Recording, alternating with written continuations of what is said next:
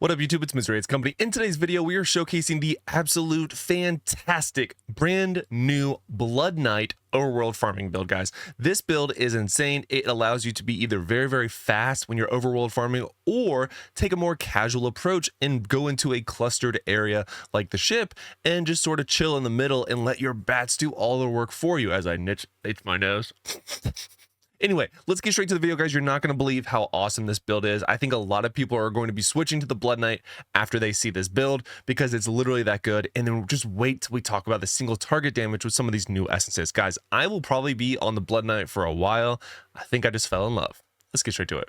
So first things first, I'm going to show the build in action and then I will talk about the build. And yes, for all of you that always remind me that I forget the Paragon tree and the set gear, I promise to show it this time. All right, I don't know why I always forget that, probably because it doesn't change, but whatever. All right, so first things first, you're just gonna hit 4 and put your bats on. They're just gonna stay alive. You notice I take damage now. So our first ability or second here, the Mythic Cloud, there's no one here, someone is already farming, obviously. Aha. So as I do damage with my Mythic Cloud up, I will then in turn heal myself. So my bats can stay up all the time. And note that they are obviously just killing things themselves. They are hunting. They are the hunter, not the huntee. And I can go as fast as I want. I do have a couple of charges, but most of the time my bats are just going and attacking things and I can just keep doing what I would normally do. We do have almost 100% uptime on our Mythic Cloud. So that's really nice as well. I just turned off my bats out of habit. Didn't mean to do that, but it's only a 1 second cooldown. So they're already back up and running.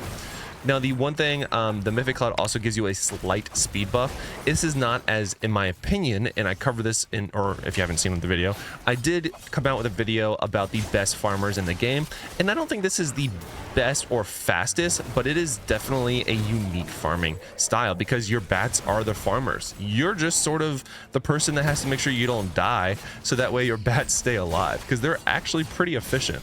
As you can see, they are moving on even before I do. And then as long as I keep my Mythic Cloud up, I can run around, heal myself, as long as I do damage inside of it, including when the bats are inside. So when the bats are inside, I also get to continue getting the heal, which is pretty awesome. And I do have about a 1 second downtime of my Mythic Cloud, but it's okay, guys. You actually can keep up with it. And honestly, I just keep going. Like, this is pretty relaxing, at least in my opinion. Clearly, I have some amount of a quest going on in this area too, so maybe I'll just finish it. But honestly, like, I know it's not full speed like the barbarians or the wizards or even the crusaders, but it's so different that I can just stop moving and my bats will literally kill everything for me, and pretty quickly even. See, like, it's so there is a passive amount to this. I'm not going to call it AFK farming. People are going to do whatever they want with this style of build, and if they turn it into AFK farming, that's on them. If they get banned for that, though, that's also on them. This is a mechanic in the game, so if you ask my opinion, I don't think you should be banned for using a combination of essences that just basically make you stay alive, because you do have to make sure you don't die. You know, it's not a full AFK. And again, when I say AFK, you pop these 2 skills and let your bats do everything. So when you're in a more crowded area, your bats will literally just move around for you. So you get the idea. It's a very good build. Love the farm build, actually. It's probably my favorite because you can, like, when I'm editing a video, I can go to Bilefin and just go into a big clustered area and be okay. You know, I can edit a video, come back, you know, like, I can just bounce back and forth, and that's so nice. All right, let's go to the nearest zone and I'll go ahead and showcase the actual build itself, including the Paragon tree and the set gear, since I always get torched for that. First things first is the new headpiece, Blood Fast. So what it does is Mythic Cloud now damages nearby enemies and drains their life. So it will now suck in their life, okay, and heal you.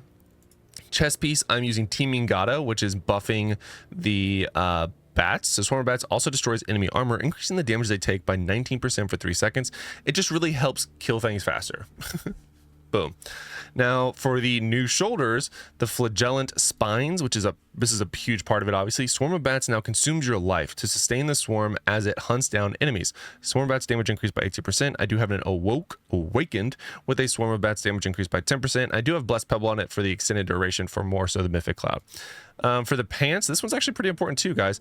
You could go with so many different things. You can go for the bats that heal you for the pants, but this one does give you a little bit of a speed increase, which is why I like it for overworld farming. So while you remain inside your Mythic Cloud, your attack and movement speed are increased by 28.5%. And again, you're going to have almost 100% uptime on it. So 28.5% additional damage and speed.